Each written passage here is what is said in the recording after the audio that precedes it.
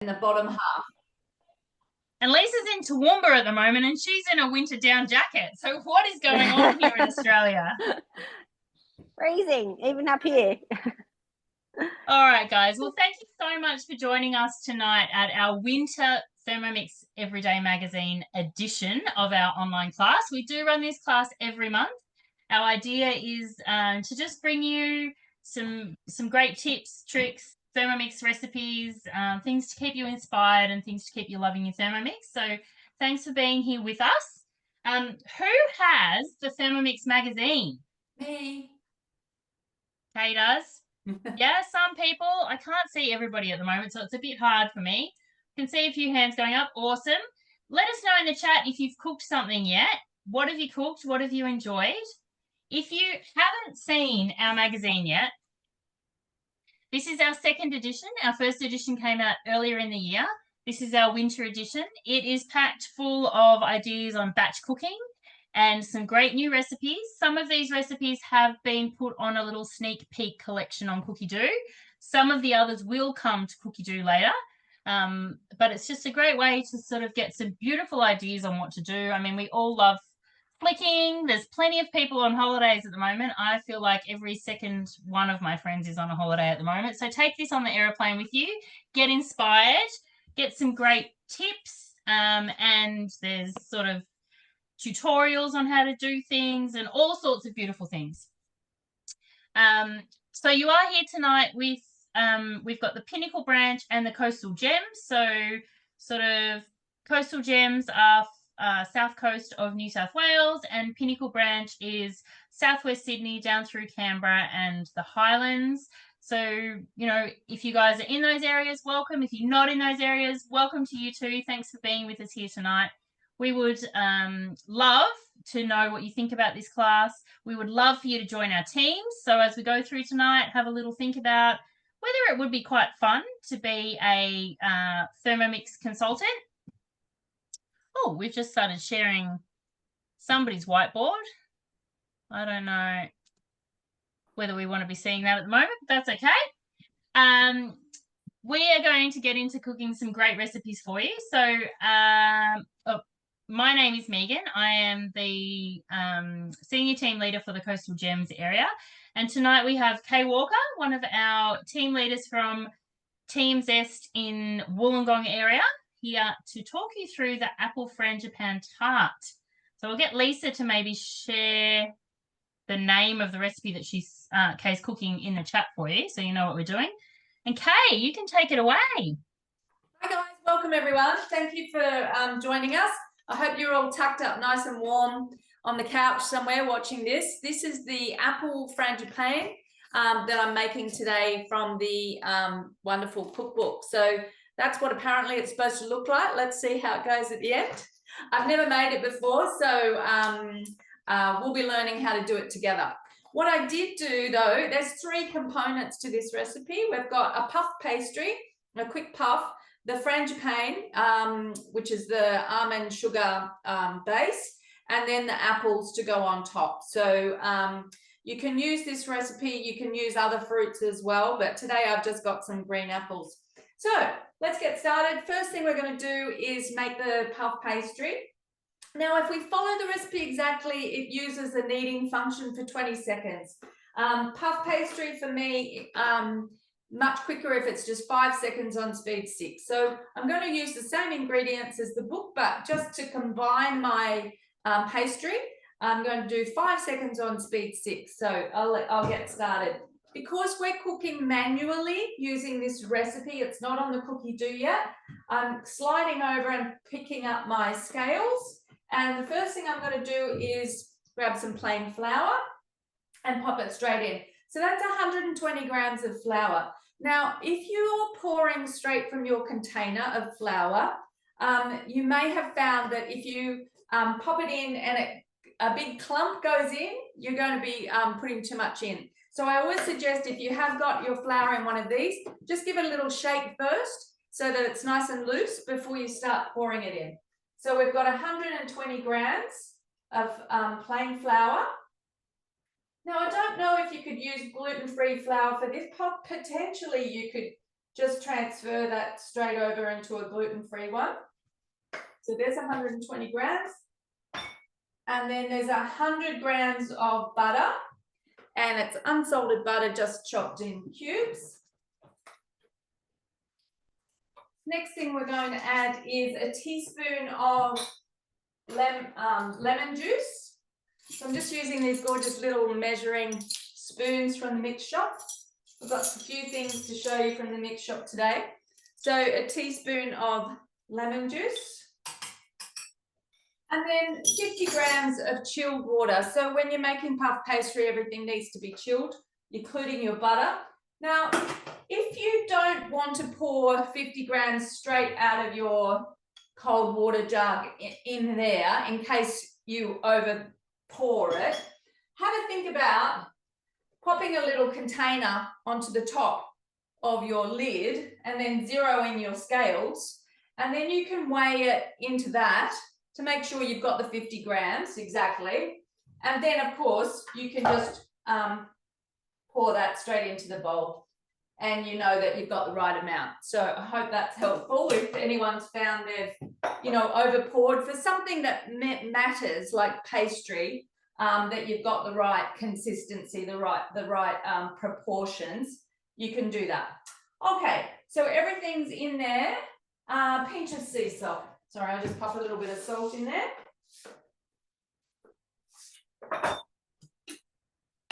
All right, and as I said, I'm just going to do 5 seconds on speed 6.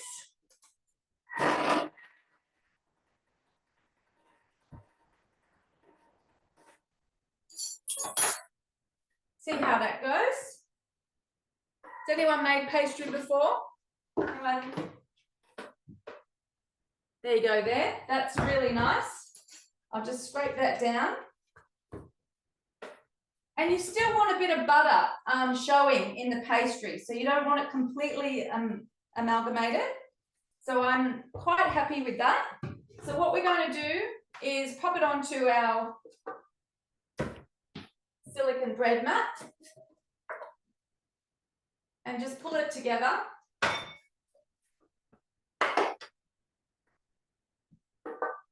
So if it's in pieces, you'll find that's not too bad, but if it's in pieces too much, just quickly turn it upside down and then just wiggle the blade to get anything off the blade, and it comes pretty much straight out.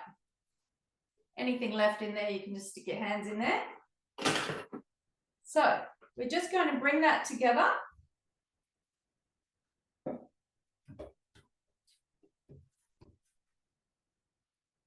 Oh, very nice.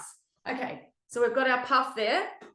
And now what we're going to do is roll it into a rectangle. So the instructions are that you want 20 centimetre width and 60 centimetre length. So you want a nice long rectangle. The great thing about using the bread mat from the Thermomix, the mix shop, is that it has measurements down the side. So you know this is your 20 centimetres and this is your 60 centimetres. So it's nice and easy to get exactly what you need. So just push it into a sort of vague rectangle, then get your rolling pin and bring it out. You can flour it as much as you need to.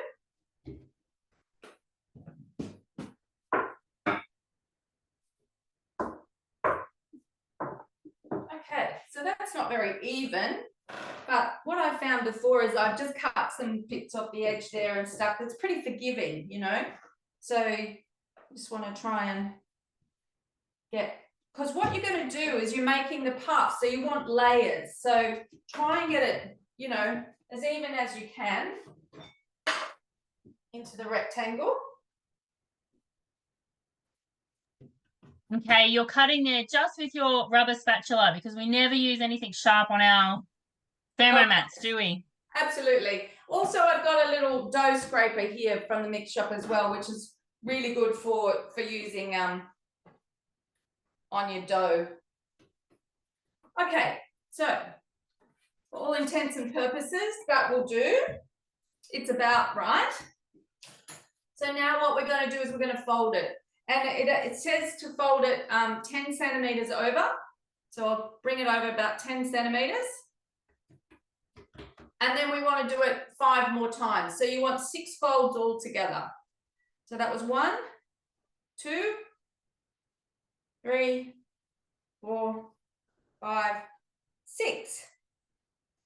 So what you've got there is those 6 beautiful layers there that are going to give you your nice flaky puff pastry. So that's it, guys, for the pastry. So all you have to do now is roll that up, cover it up. You can use your mat or a plastic bag, and pop it in the fridge about half an hour. So I'm going to pop that aside.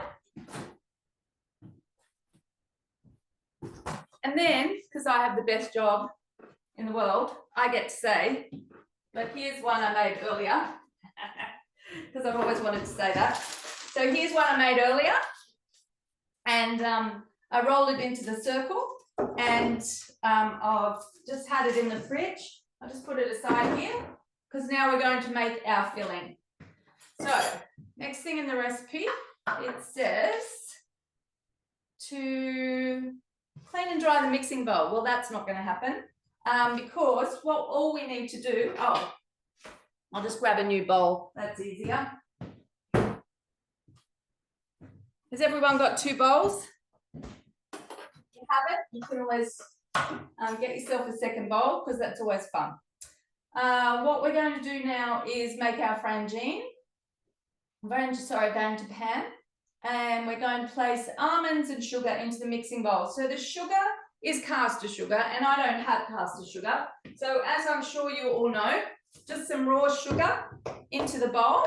So it's 40 grams of caster sugar, approximately. And 5 seconds on speed 9, guys, will make your caster.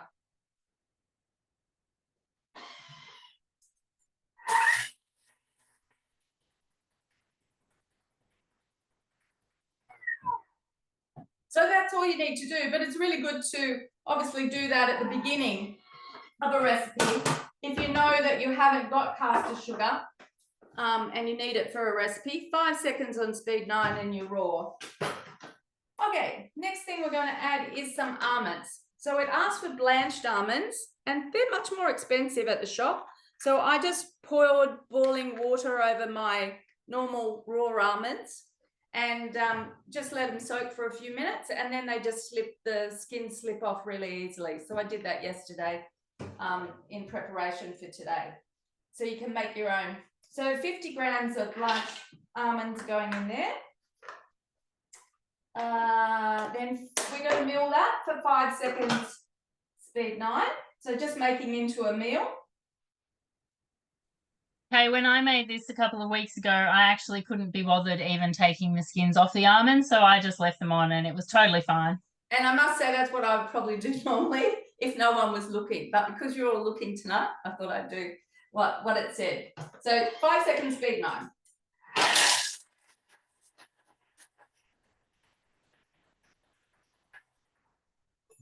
Okay, done.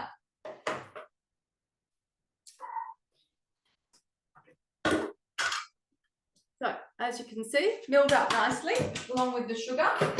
Then we're just going to add some butter. We've got 50 grams of butter, unsalted butter and softened. About that. And then 15 grams of plain flour, so it's not much.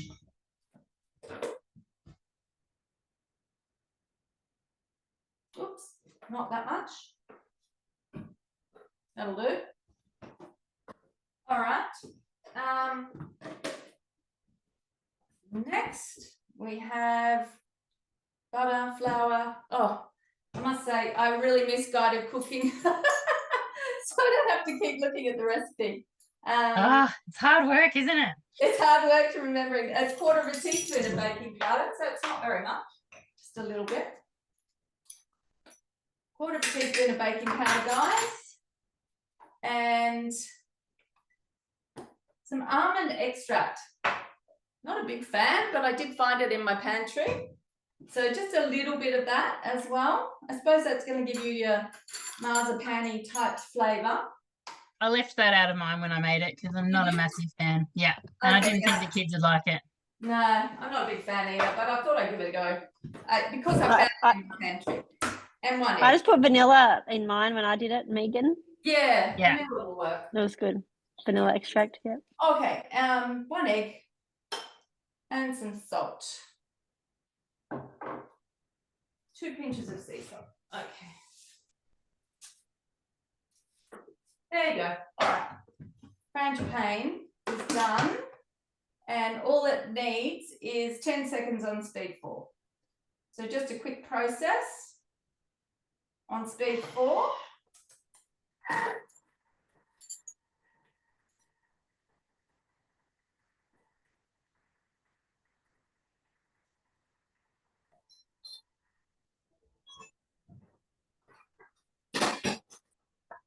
I'll just show it to you.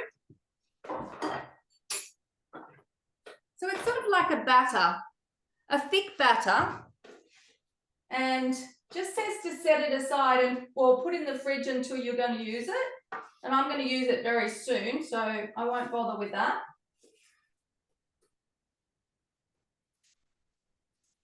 And don't forget, guys, when you're trying to get that stuff out, if there's anything left in your blade, just pop it back on your bowl and give it a little flick.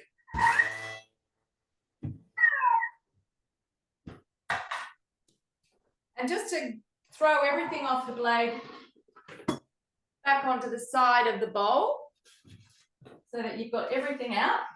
And these fantastic long stemmed spatulas you can get from our mix shop. They're really good for getting in on both sides of those blades. So if you haven't got yourself one of those and you'd like one, just grab it from the mix shop. Okay. It says clean and dry the mixing bowl. Guess what? I'm not going to do that. So now we're going to make the topping. So we've got some caster sugar, 30 grams of caster sugar.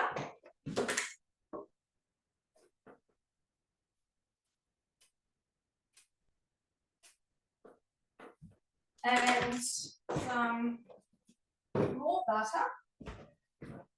It's very comforting food, this one. More butter, there you go there. And, oh, this is the vanilla bean. So have you guys ever done your own vanilla bean, scraping it? There's the little vanilla bean there. That's the half of one. And it just asks you to open it up and scrape the seeds out. So these are the seeds that give you all the flavour and absolutely delicious. Now, vanilla beans are very expensive, so if you can't afford it or you don't want to spend the money on it, just put some vanilla essence in. But I have got some in my pantry, so I've scraped out all the seeds. But now I'm going to use that last bit of that to pop into my vanilla essence that I make myself. So anytime I use a vanilla bean, and not completely, I pop it back into my vanilla essence and it sits in my cupboard and brews a beautiful essence that I've always got there. So do yourself a favour and make yourself some of that. We've got 2 pinches of cinnamon. So we've got the vanilla in there and now some cinnamon. So 2 pinches of that. And then we're going to cook it. So 3 minutes, 90 degrees, 3 minutes on 90 degrees.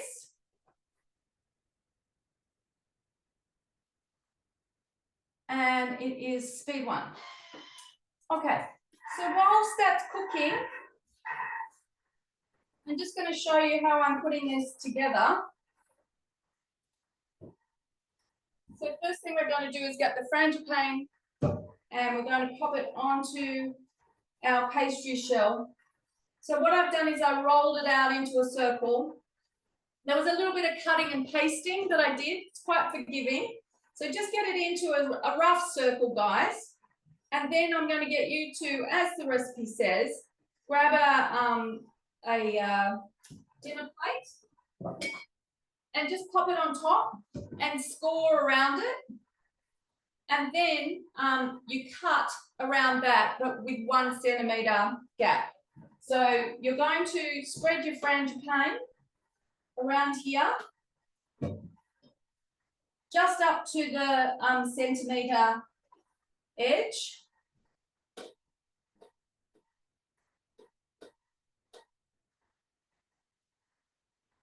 This really is going to look super fancy. You're going to look very impressive when you stick this on the table on the weekend. Next time you have guests around, the mother-in-law, whoever you have to impress.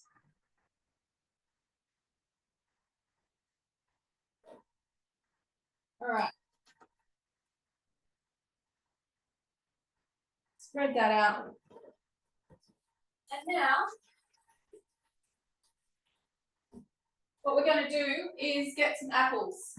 So we could put it through the cutter, and I did do one this afternoon,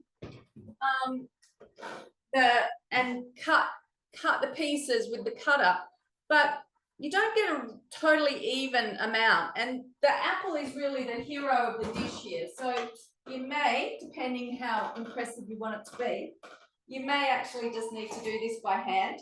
So what we've got is 2 or 3, it says green apples. So you just quarter it and pour it like that. And then you thinly slice it. So then what we're going to do is just cut thin slices. Try and get it as uniform as you can without getting stressed out, you know. You've got to do it all with love and happiness. And then we're going to get our pieces and we're going to start layering them from the outside all the way around like this. And just keep going until you've got the whole thing covered in apple slices. All right, so of course you can be doing this as I am whilst that's cooking.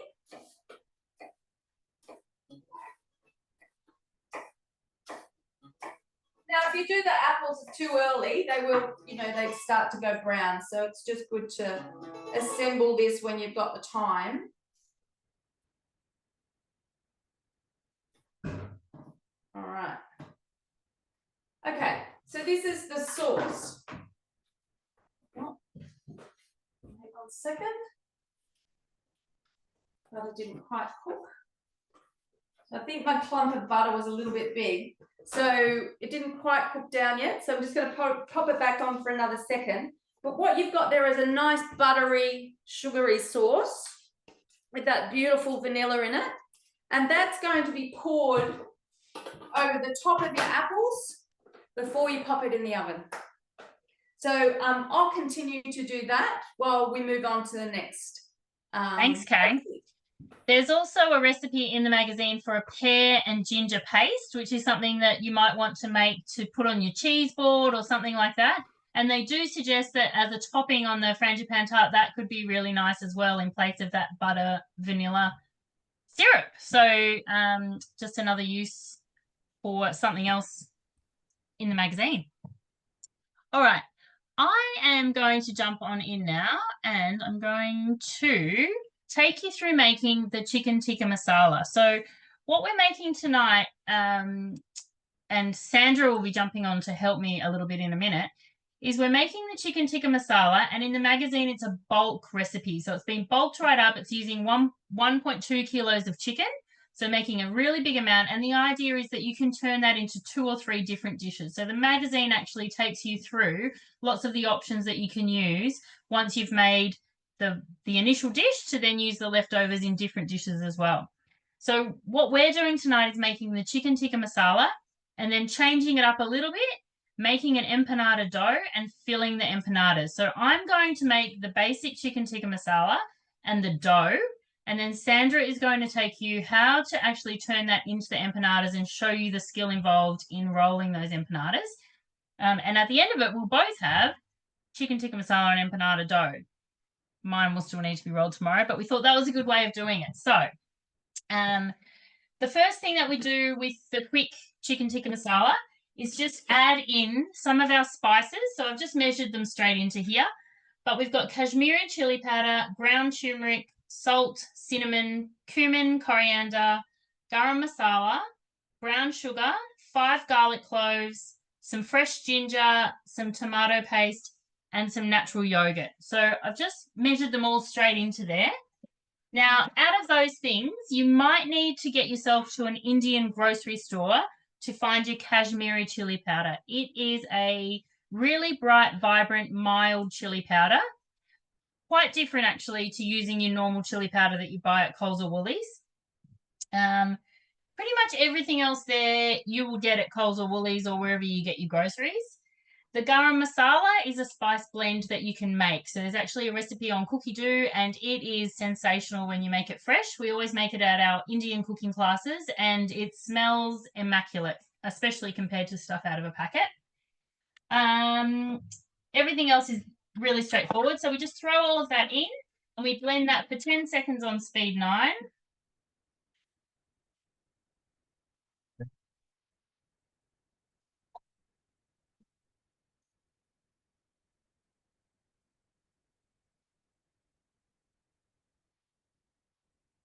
Right, and what we're really doing is making a beautiful curry paste. So you may have made or seen the tandoori curry paste. That is one of my favorite ones to make. It's so simple, just like that, very similar. But it's such a versatile curry paste. You can do so much with it. All right.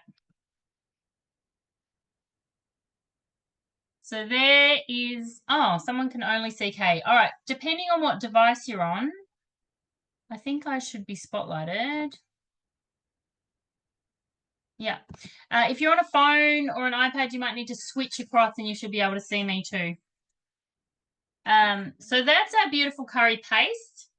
And we're just going to pour that straight on to a big bowl full of diced chicken thigh.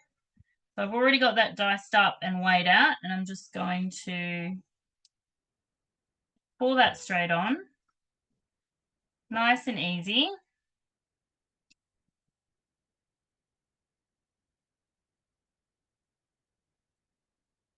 Sorry if you can hear the little person yelling at the kitchen door that wants to come in here.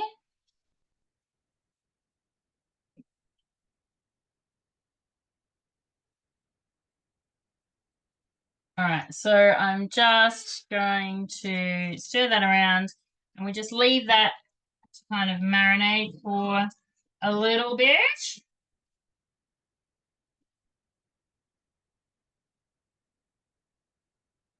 Sure, it's just all covered up. All right, set that aside. And then we go on to the next step. Now, there's no talk of washing or cleaning bowls, which is amazing because we love just moving right along. The next ingredient that we're going to add in is ghee. So ghee is your clarified butter. Now, this is another one of those things that you can make yourself in your Thermomix and save you lots of money. So it's simply butter, chopped up, melted, cooked down for a couple of hours, and the milk solids actually caramelize and sink to the bottom, and you're left with this beautiful clear butter. And it smells divine cooking, and it solidifies again when it gets a bit cool, but it's shelf stable, so it can sit in your pantry, and then you can use that in all of your Indian cooking, and it has a much higher smoking point. It won't burn as quickly as regular butter because you've taken out those milk solids. So we're adding 40 grams of that in.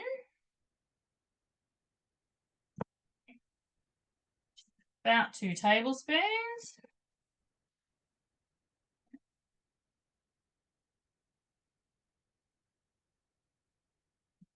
Okay. And then we are adding in some onion, ginger, and garlic. So 1 onion cut into quarters, some ginger, and some fresh garlic. And we're just going to chop that for 3 seconds on speed 7.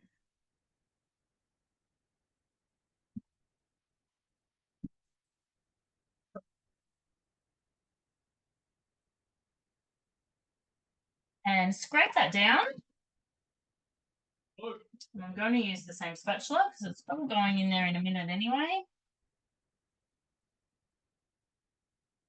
And I'm going to put that on to cook for 8 minutes on 100 degrees speed 1. So that's kind of going to saute down and soften and cook all of those things together. So without the measuring cup, so it gets a chance to evaporate. I'll say 8 minutes, 100 degrees, speed 1. One more. All right, so what we're going to do is hop on over to Rosie, who is going to take us through our next dish. So let me just find you somewhere, Rosie.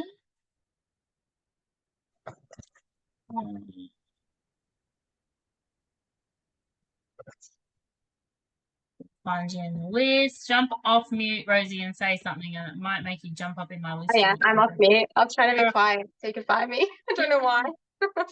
If you say something like, there we go. No, that's Lisa. Can you hear me? I can hear you. Yes. Does that help? Can't see me? Yes, there you are. Now I can see you. Coming. Okay. Okay. Adding in your spotlight now. Hi everyone, I'm Rosie. And I am making this for the first time, so bear with me. It's the warming turmeric and ginger drink. It's a little bit hard to find in the magazine, but it's page 102. And it's right next to our sensor spotlight. So if you're looking for it in your magazine, that's where it is. Super simple, max 10 minutes, including prep time. So definitely one to give a go. And it is 5 ingredients plus water. So I've used our little handy toolkit, the little knife and everything that's in there to prep, and that's all done. And I've got it all in here. So you're going to use 1 lemon, just the flesh. You're going to have, if you can find it, fresh turmeric, 20 grams. Sorry, of course my doorbell rings when I'm on. I have used a teaspoon of ground turmeric because that's all I have. And then 20 grams of fresh ginger cut into about 2mm slices and peeled. 30 grams of maple syrup. You can also use honey, but I've used maple because I'm not a massive honey fan. And then a pinch of black pepper. Now, black pepper is optional, but the reason it has it in here is for the curcumin, which is part of the turmeric. It's a really strong antioxidant that has anti-inflammatory properties, and the pepper helps to activate that. So we're basically just going to take all of that. We're going to pop it straight into the thermi. Scrape it out. And then we're just going to pop the lid and the measuring cup in because we're going to whiz it all up. And what is it? 15 seconds, speed 8. Dial.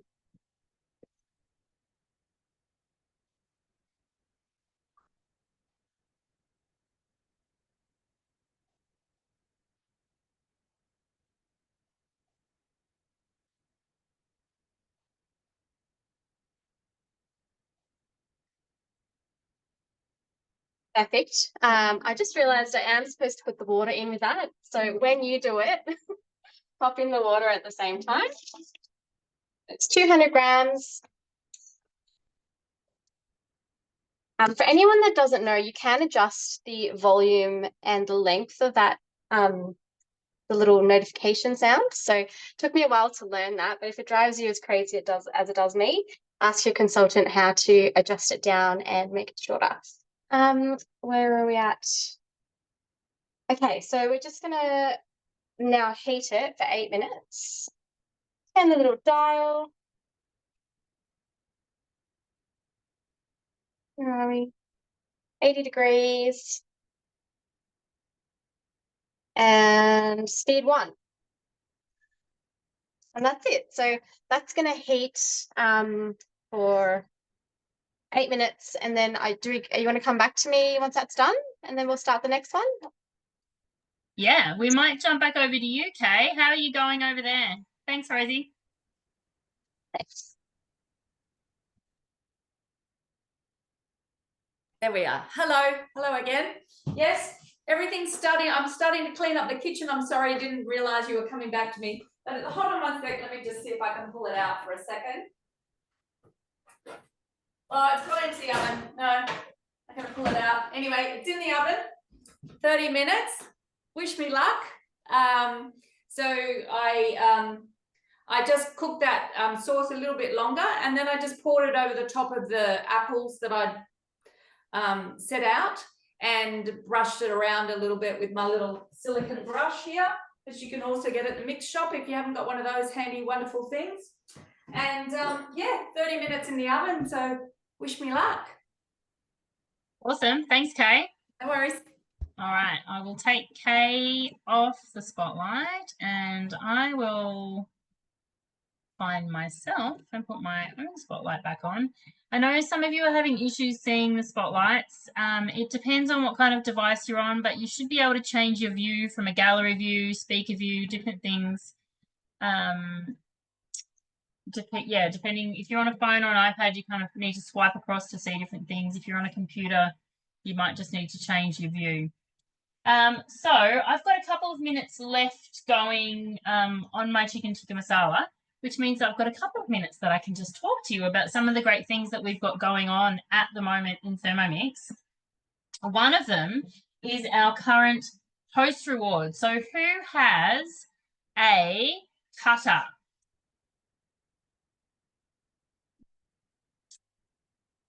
Who's got a cutter so far? People using it, loving it, haven't got it yet, don't know what it is. Yep, Sue's got one. Great.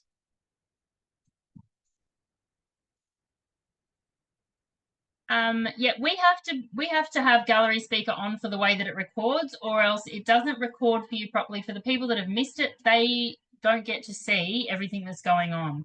So we have to have it in gallery view. Sorry, guys, you'll just have to adjust your view to deal with that, I'm afraid. Yeah, so the cutter at the moment is available as a host reward. Now, the cutter essentially turns your Thermomix into a food processor. So it will grate and slice your food in both thick and thin. So it is valued at $249? No, $220. I'm getting confused with the sensor.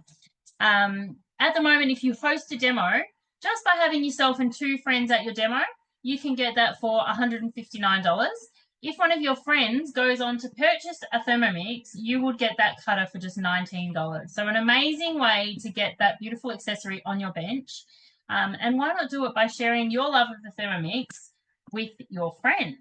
So talk to your consultant or let us know and we can put you in touch with a consultant if you don't have one. And we'd love to make that happen for you. The other amazing offer that we've got at the moment is our Earn For. So if you've ever considered becoming a consultant, or maybe you haven't considered it yet and this is the first time you're thinking about it, you can actually earn yourself a TM6 just by selling 4 Thermomixes. So you pay your deposit and you get started. We do all the training and get you all set up. And once you've sold your 4th Thermomix in 60 days, that Thermomix is all yours. The deposit is repaid. It is really an amazing offer.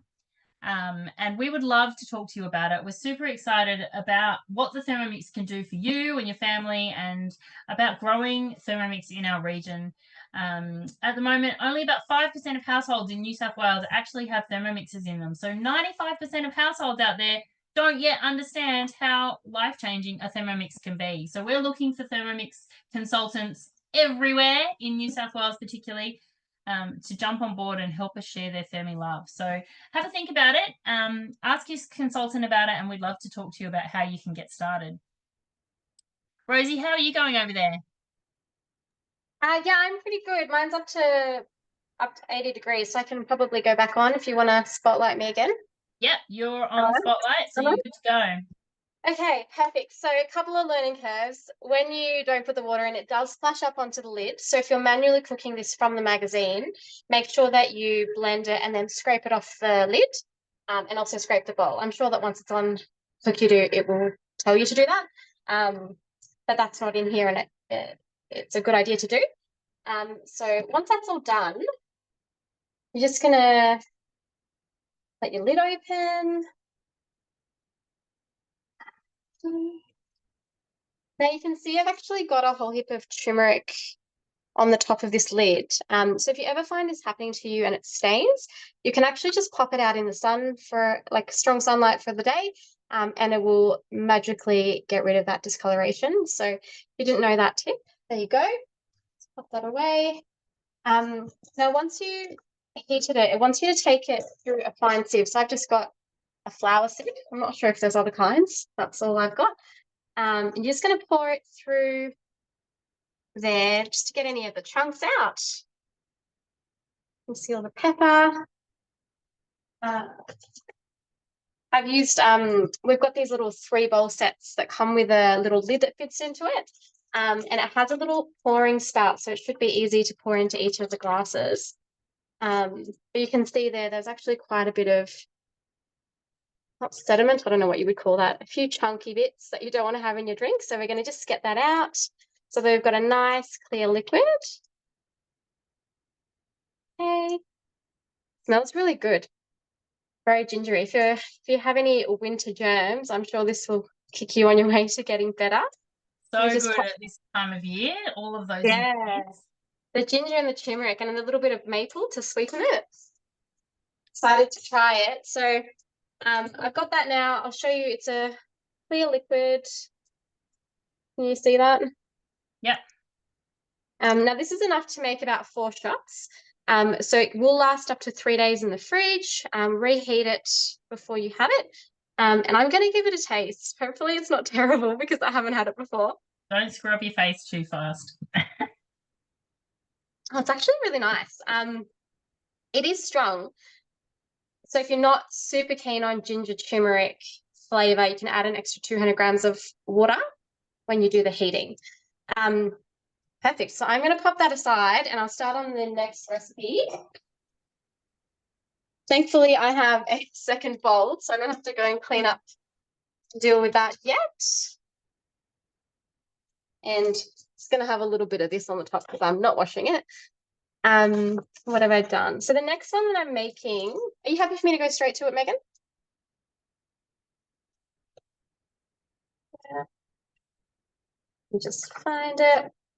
Okay, so the next one is the crunchy broccoli salad with speck. It's on page 22. Now speck is basically just I think like it's a longer smoked version of bacon or pancetta. So if you can't find speck and you just have bacon in the fridge, you can totally use that. I have started this recipe based on the magazine, but it is actually in the Thermomix Cookie-Doo app already. So if you prefer to do guided cooking, then jump onto your Cookie-Doo. With the book, it doesn't actually ask you to put extra olive oil, but it does in the app. So I've fried it with just the bacon because I think it was oily enough. So it's basically 150 grams of the speck or bacon or pancetta. And then it's 50 grams of raw cashews and 2 tablespoons of sunflower seeds.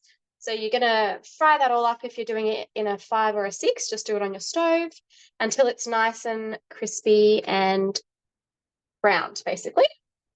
So I'm just going to pop that aside. So if you're doing it in the Thermomix, there's olive oil, you pop in your meat, your cashews, your sunflower seeds. You're going to pop the splash guard on before you go ahead because it is going to do high heat. I'm skipping that, so we click done. And next, pop it onto paper towel just to absorb all the extra oil, whether you're doing it with the extra oil or just the meat by itself. Clean and dry mixing bowl, which luckily I don't have to do because I don't love doing that part. Now we're going to also pop in, sorry, I feel like I'm talking really fast. This is my first time doing this, guys, so if I'm going really quickly, I apologize. Doing beautifully, Rosie. All good. Yeah, totally different to talking to social media, I promise you. Now, I don't like celery, so I'm skipping that step completely, and I'm just putting in extra flat leaf parsley. So it asks for about 2 sprigs of parsley leaves only. I've done 3. And then I've also got in there 30 grams of red onion, just halved, so no need to chop it up. I'm just going to pop that straight into the bowl. Don't chuck your eco bowl in either. That will not go down well. Where is it? Onion chop. So we're going to put the lid on and chop that 3 seconds speed 6. But I'm going to like skip to it on here because guided cooking is my jam. So 3 seconds. Speed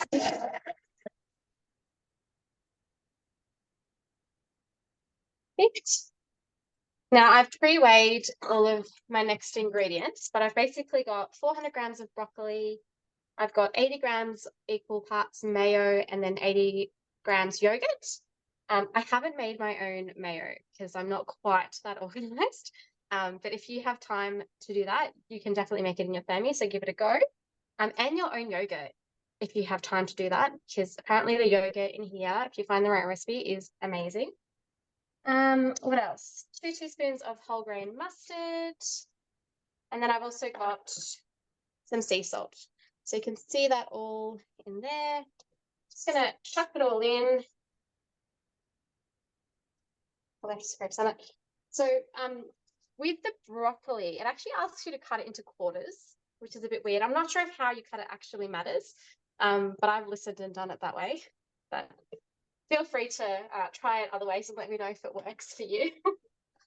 Okay, perfect.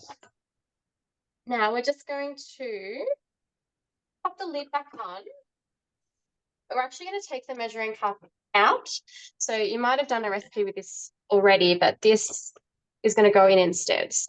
Feels really weird, but the spatula is actually designed with this overhang so that it doesn't get caught in the blades.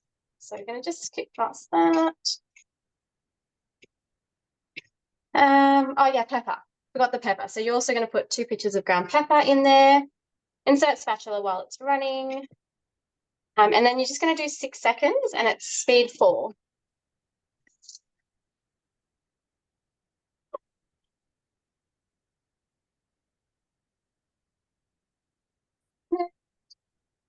Now, I always check at this point just to see if it's the right consistency for what I'm after. So it just depends how big your broccoli quarters were. It smells nice. So this is probably a little bit too big. So I'm just going to do it for an extra couple of seconds. Give it a little mix. Scrape down the top sides.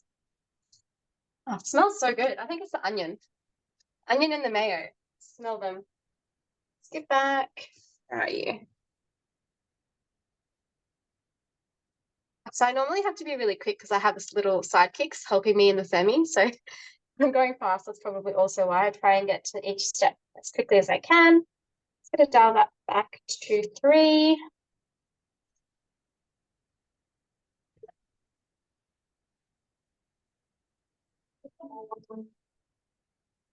Okay, so it does actually say on the guided cooking that you can prolong it up to 2 seconds depending on how it's chopped. So it's obviously not just me who needs to do that. And then you've got this beautiful, you see that's beautifully chopped concoction with broccoli, mayo, yogurt, onion, parsley. Smells delicious, really healthy for you. And you're just going to essentially grab a bowl here, grab a spoon, and then you're going to dish. How many does it make? So it says 6 serves. So probably would say 6 serves as like a side dish, and maybe 4 serves as a main, like a lunch or something. So we're going to pop some of that in there, that mixture, and then we're going to top it with, I'm going to use my fingers because I'm eating this, our speck and nut and seed mixture. And then the next bit, this is my favorite. For a little bit of sweetness, we've got some dried cranberries. So we're going to put some of those on the top. And then our Danish feta. So 100 grams of Danish feta crumbled up and popped on the top. And this is your end result. So it looks pretty fancy. Delicious. I can actually attest to how good this one is. Kay Yeah. actually made this one and brought it to our last team meeting. Yeah, So and you know what? Another think fun about- thing we get to do as consultants is get together and cook all the time and eat amazing food together. So just another perk of being in the job. Yeah, totally. And 10 minutes. 10 minutes and you have a beautiful, beautiful salad. I think that's all. Fantastic if you're a meal prepper and you like to get things prepared on a Sunday for the next, few work lunches. What a beautiful, quick thing to be taking to work each day. Yeah, definitely. Awesome. Thanks, Rosie. And thanks for being so wonderful and brave and jumping on and presenting with us for your first time. You were wonderful. So thank you. Thank you. Thanks for having me. All right. So I'm going to swap over and I might bring Sandra on because she's going to jump on in a minute with me. All right, I'm just going to quickly finish this tikka masala. So the next thing is to add all of that beautiful marinated chicken into that cooked masala paste that we've just made. So we just throw that all in.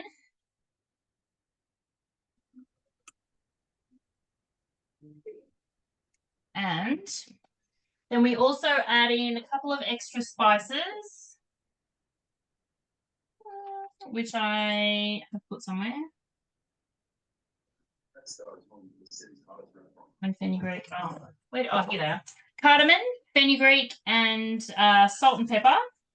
Now, I just wanted to show you when a recipe says cardamom pods bruised, what they really want you to do is just kind of push open the pod. So what I do, and you'll have to pretend my hand is a board, I just get the flat side of my knife and just kind of push down on it until you see a little crack appear in the pod, or you can kind of bang it with the end of the knife. But essentially, you're just letting the liquid get in there to the pod to get the flavor out of the cardamom. So that's what we do when we're bruising.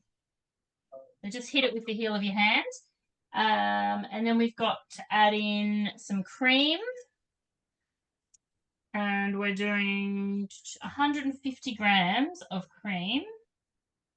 You can see this is a really nice, quick, easy curry compared to some of curries that take a little bit longer. I mean, they're always worth it, but it's nice to be able to do these things during the week too. And 20 minutes Varoma reverse so that we're not chopping up our chicken. Speed 1. I'm going to pop that on the back one because I'm going to jump straight over here with a new bowl and quickly whip up my pastry so that Sandra can actually show us the fun part of how to make the empanadas. So the pastry itself is really quick and easy to make. We are just adding in oil, flour, baking powder, and salt. So we've got 750 grams of flour. And I love Kate's little tip of shaking the flour first because I'm one of those shockers that thinks I'll just pour in a little bit and always ends up with a big clump every time. One of those things I should have learnt by now and haven't. So 750.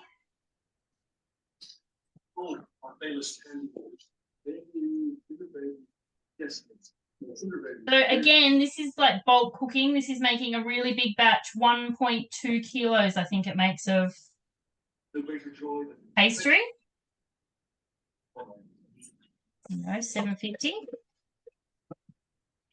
Baking powder. Now again, in your Thermomix on Cookie-Doo, you will find a recipe to make your own baking powder. So all of these staples and things that we're using all the time, you can make them yourself, which is great for saving money. Great when you've run out and you're midway through a recipe. You don't actually have to run off.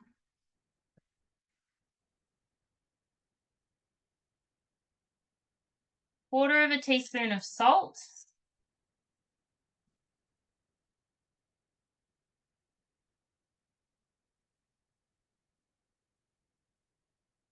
And we're just going to mix that for 5 seconds on speed 5.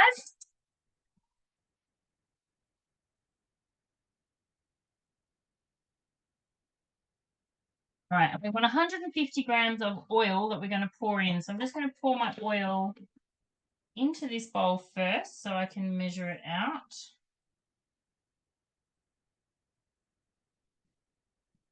So it's just asked for a light olive oil. You don't want anything with too much flavour. And what we're going to do is pop that onto knead for 2.5 minutes and then slowly pour the oil in. So turning that on to 2.5 minutes.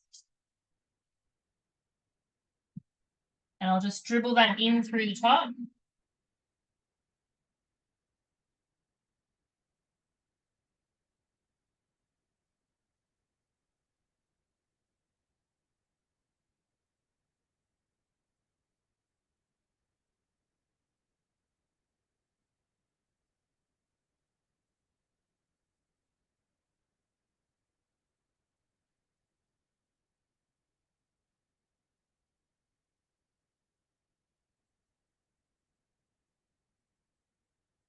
Drip in.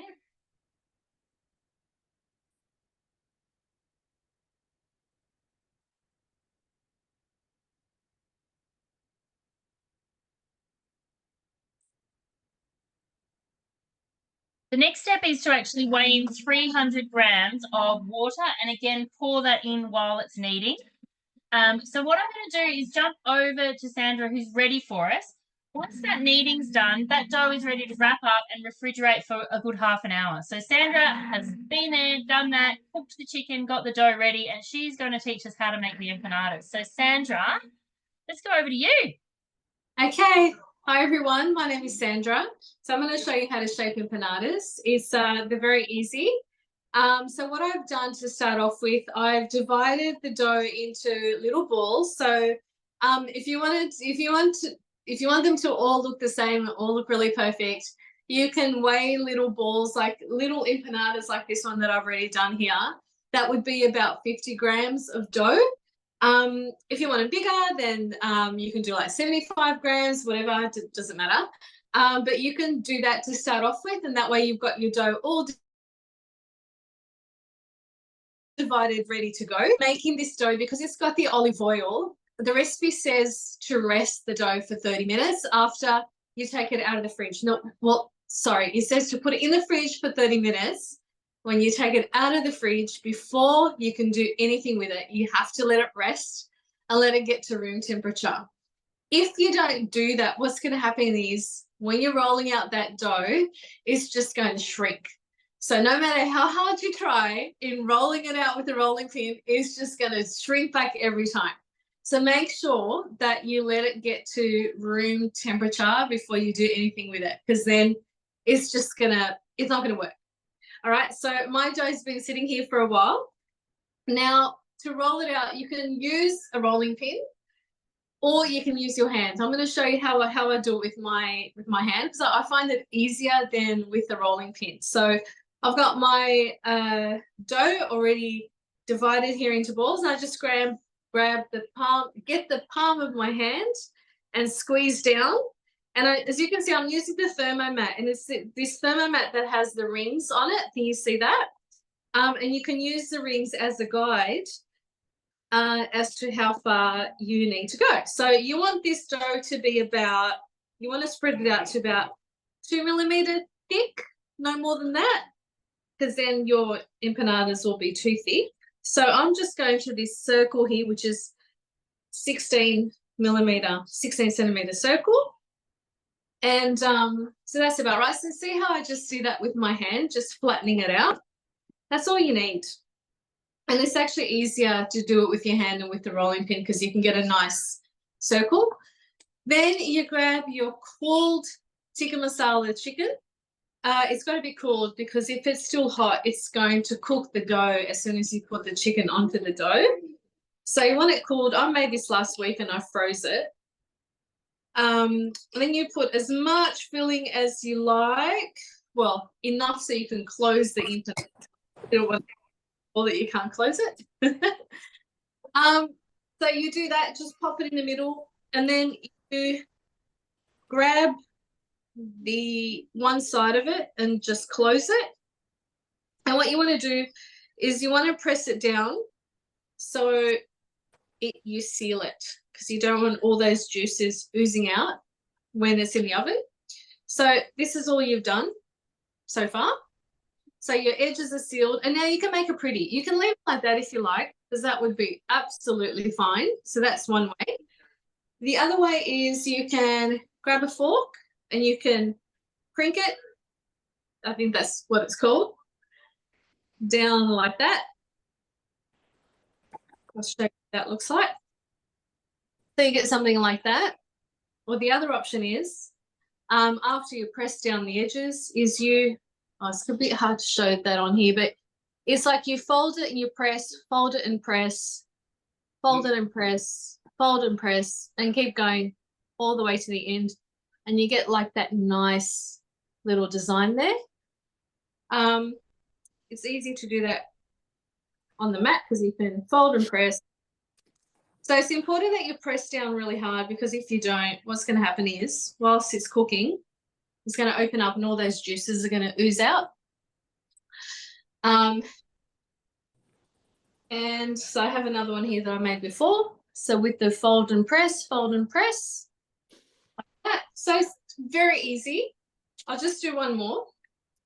Again, just grab the ball of dough, press it down, keep going until it's about 2 millimeter thin. And you want a nice circle so you get a nice shape out of it. But look, if you don't, it doesn't really matter.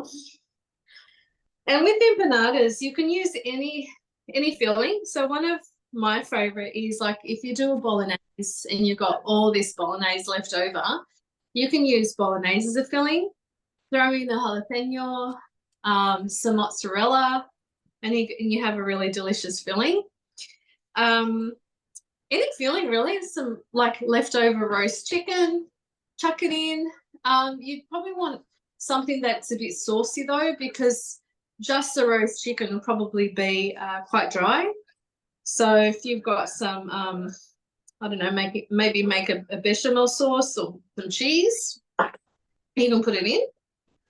All right, so lift it, fold it, press it down, and then do any sort of design that you like. I find the fork just really quick and easy. Or you can use also a dumpling mold. We sell them in our mix shop. And basically you just put, instead of putting dumpling pastry, you put the empanada pastry, put the filling, close it, and it seals it, and it's done. So there's the fork one there. Now what you can do, I'll show you the finished product. So this is the finished product there. Show you one that's folded. So I thought, oh, I'm gonna put some egg wash on top of them, and the pastry didn't like it. So the ones without the egg wash actually turned out, so this is the one with the egg wash, they sort of started to get all deformed with the egg wash on. It did not like the egg wash. And this is the one without the egg wash, and they were just prettier and nicer. So go figure, just did not like the egg wash at all. So that's it. And then Save your egg. Sorry? Save your egg. Save your egg, exactly. So I've got here a tray from our mix shop. These are one of the best baking trays I've ever had. And over the years, I've had so many where you use them so much, they end up going in the bin. They become like deformed, and these are just so nice and heavy and thick. They've lasted me so many years. And then I've got here like a, what do you call it? What do you call these, Megan? I can't remember. Baking tray liner. Yeah, like baking mat. Paper. Yeah, you just use these reusable ones, and they are so good. They're also from our mix shop, because what it does is it helps brown the bottom of your pastry as well, because it just grabs some heat from the oven, and it's just, yeah, the pastries just come out really nice. So now this is just going to go in the oven for 200 degrees for 15-20 minutes, and they're done. So that's it. Very easy. Awesome. Thank you, Sandra. So just back a step, that's the empanada dough that I've just made. So you can see it's a really nice dough. It seems really easy to work with. So I would wrap that up, put it in the fridge for half an hour, get it out, and let it come back to room temperature for half an hour, and then be able to do what Sandra has done. So Awesome. Looks like we'll be having chicken tikka masala empanadas tomorrow at some point. Oh, can I just say, before the cooking class, I did a bunch of them, popped it in the oven because the chicken tikka masala makes a massive batch, like you said before.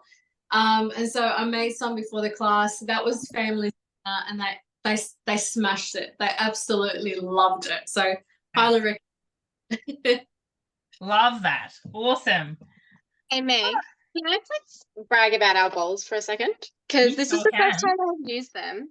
And I'm obsessed. Like, I've had my Thermomix for about 4 years, right? And one of the things I get annoyed about the most is trying to cover stuff. So when you're like marinating chicken for the butter chicken, you got to put it in the fridge, and then you either have to cling wrap it or like mess around with the silicone ones. This bowl has a lid that fits it perfectly, goes on the top, and then it's even got a little indent at the top so it doesn't stick up. And it comes in 3. Look how massive this one is. It's like bigger than my head. And it also has a tiny one. And they all have lids. So if you are looking for some new bowls, trust me, get them. First time use, and I'm obsessed. They're amazing. Awesome. We do have amazing products on the Mix Shop. So do remember to jump in there and have a look. And if you pop down your consultant's name when you're at the checkout, they'll actually get a little bit of complimentary commission every time you purchase something at the Mix Shop too, which is a really nice surprise for your lovely consultant when they get their commission statement at the end of the month. And of course, if you're ever looking for ideas of things that you might like, they've probably tried them all, because another great perk of being a consultant is we do get lots of incentives. So we do have a lot of those new Mix Shop items coming our way every month, which is really nice too. A couple of other things I just really want to quickly touch on. For those of you that are still cooking with a TM31, we do have a TM31 upgrade trade up going on at the moment. Formwork will stop producing parts for the TM31 in the coming months, and at some point we will run out of them and not be able to service those machines. So if you're interested in potentially trading up your TM31 to a TM6, have a chat with your consultant and they can help you with that.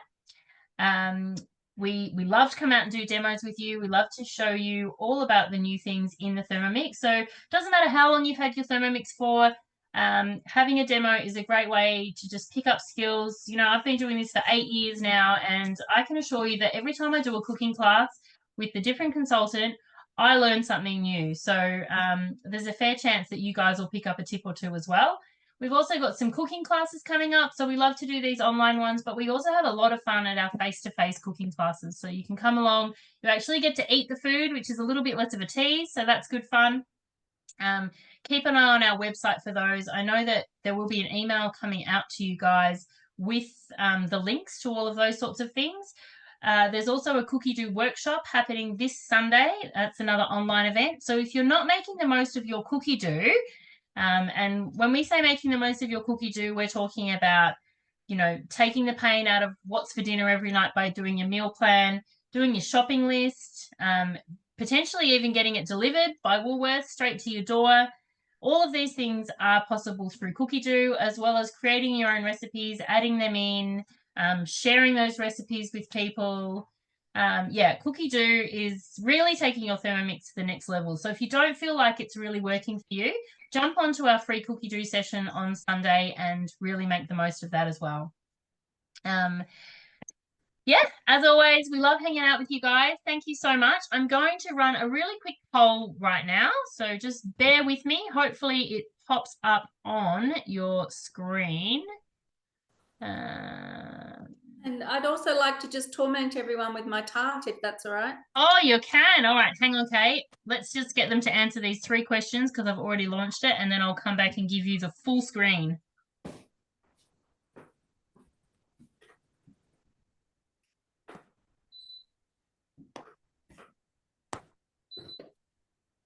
And at the moment, for anyone that is considering purchasing a TM6, we do have a gift with purchase at the moment, which is the Thermomix sensor. So it's a wireless Bluetooth food probe that you can use in your oven, in your Varoma, on the barbecue, to make sure that your food gets to the perfect internal temperature. So whether you're baking bread, cooking cakes, cooking meat, it's all really possible and really simple using that that sensor. So that's free at the moment. All right, let me just change some spotlights over here and we'll come back over to you, Kay.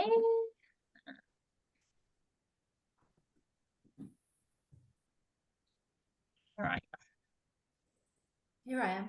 there you go. Okay, guys. So here is my tart. Let me see if I can turn it this way without letting it slide everywhere. That looks pretty good, you know, for first time. I'm pretty proud of that. That looks beautiful. Too. The butter thing that was on top sort of oozed off the side a little bit, so I just kind of scraped that off. It was pretty easy. And yeah, now it looks really, really yummy. So I hope that's inspired you guys to try it.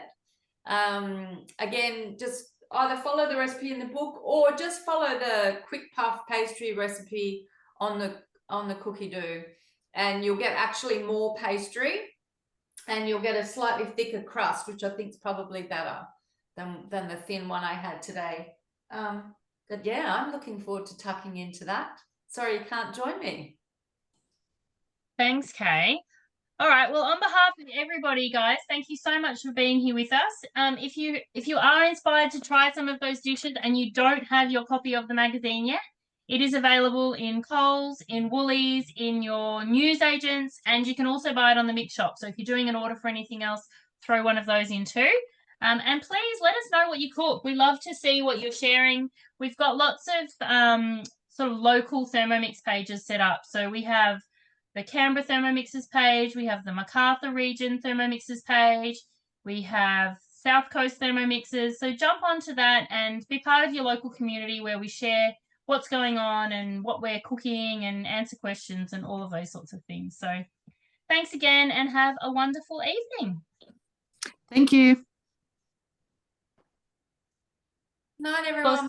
if anyone has any questions, please do stay on and ask them. We're here to answer them. The cookie do session is 4 p.m. on Sunday, and that will be in the follow-up email that you get tomorrow.